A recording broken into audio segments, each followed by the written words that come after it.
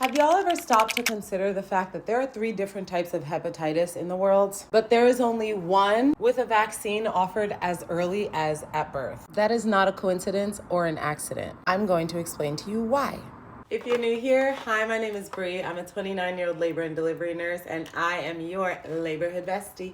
Make sure you're following along for all things labor, delivery, birth, and postpartum. Send this video to every pregnant woman you know. First and foremost, by definition, hepatitis simply means inflammation of the liver. But the letter type does matter because they are very different viruses. Hepatitis A spreads through food and water, kind of like a really bad stomach bug that happens to affect your liver. And it is short term, it is both curable and treatable. But we have no need to vaccinate babies because they are not ingesting any food or water, so they will not contract it. Hepatitis C is a bloodborne virus that's usually spread through the sharing of needles. There is no vaccine for hepatitis C, but again, it is curable and treatable. Not only that, but what newborn is going to come in contact with an infected needle that somebody else had already used?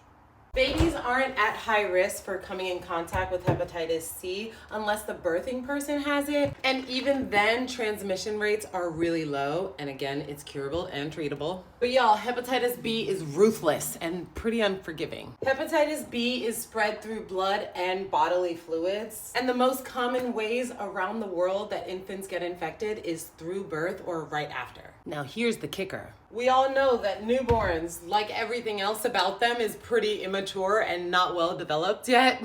Surprise, surprise, neither is their immune system. 90% of babies that become infected with hepatitis B at delivery or right after will develop chronic or lifelong infections, putting them at a significantly higher risk for things like liver disease or even cancer. The hepatitis B vaccine is our way of stepping in immediately to provide that barrier for your baby. In the event that your test was missed, or maybe you didn't get it done, or you got a false negative, the vaccine protects your baby before the virus has a chance to get a hold of them.